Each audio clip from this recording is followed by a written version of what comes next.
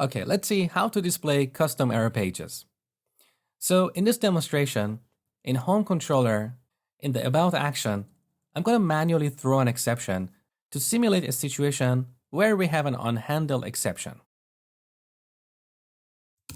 Now build, back to the browser, and I'm going to navigate to Home/About.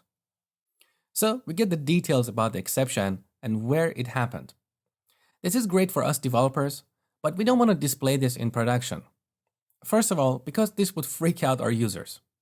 And also, it would add our application at risk in terms of security, because a hacker can try various inputs into our application to get an idea of how we have written the code. They can also find the version of .NET we are using. So we're using .NET version 4, and with this, they can easily do a Google search to find the vulnerabilities in this version. To solve this issue, in web.config, under system.web, I'm going to add a new element, custom errors, and set the mode to on. With this, we'll always display friendly or custom error messages instead of the exception details. We can also set this to remote only, and this means custom or friendly error messages are only displayed to machines that are connected remotely. But if you're browsing our application locally, like in this case, as a developer, I'm browsing this locally, I want to see the error details. So this is a better setting. But in this video, I'm going to set this to on because I want to enforce custom error pages so you can see them. Save, back to the browser, refresh. So we get this custom error page, which is more user-friendly and it hides the exception details. But where is it coming from? Let me show you. In Solution Explorer, under Views, Shared, we have this file, error.cs.html. And this is basically what you saw in the browser. Now you can customize this any way you want. But who is serving this view? We don't have a controller for that. That's where one of our global action filters comes into the picture. In filter config, remember this attribute, handle error attribute. This filter is applied to all controllers and all actions. As I explained before, action filters can be executed before and or after an action. So this filter is executed after an action, and if there is an unhandled exception in that action, it will catch it and then render that custom view. So that's how the magic works. So this is how we display custom error pages for internal server errors, which happen when there is an exception in our application. But there is another kind of HTTP error that we need to handle explicitly, and that's 404 errors, which indicate a given resource is not found on the server. So let's see a few examples of the 404 error. First, I'm going to navigate to a non-existing action, like home/about2. Remember the look and feel of this page. This page is coming from ASP.NET Framework, and we're getting this because ASP.NET cannot find an action that matches this URL pattern. Now, let's look at another example. In Customers Controller, this is how we implemented our edit action. So if customer is null, we return HTTP not found. This helper method simply sets the status code of the response to 404. Now let's take a look at the result. So we go to customers/edit and provide an invalid ID. Note the look and feel of this error page. This is different from the previous one, right? Now this one is coming from IIS. So when the status code of the response is set to 404, IIS will generate this error page. Now let's take a look at the third example. I want to access a static resource, like image.gif. Again, we see the same IIS error page. But what happened to our custom error page? The custom error page, as I explained, is only rendered when there is an exception in our application. So the handle error attribute catches the exception and renders the view.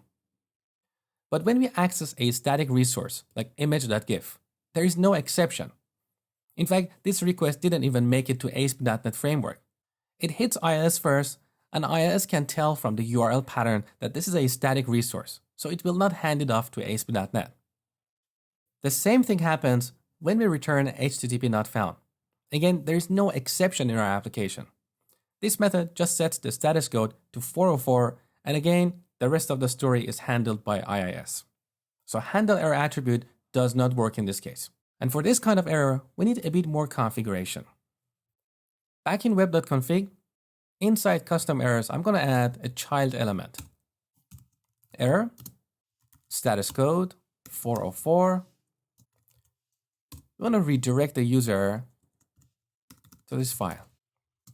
So in case you don't know, this tilde character represents the root of the site. So with this, we're telling MVC framework that if it encounters a 404 error, it should redirect the user to this page. Now you might be curious, why are we redirecting to a static page instead of an action like this? Error not found. What's the difference? The difference is, if something else happens in our MVC application, I'm talking about an error, troubleshooting that gets more complicated. So in these situations, when there is a 404 error, it's best to get out of the ASP.NET Zone and serve a static file. Also, this makes deployment easier. So if you want to change this static file, we can deploy it individually. We don't have to compile and redeploy the entire application. So I'm going to create this file. In the project root, add HTML page 404.html. I'm going to keep it very simple and just add a heading, not found. Back to the browser. I'm going to go to a non-existing action. So home/about2. Okay, look, now we see our custom error page. What if we hit a static resource, image.gif? What do you think is going to happen?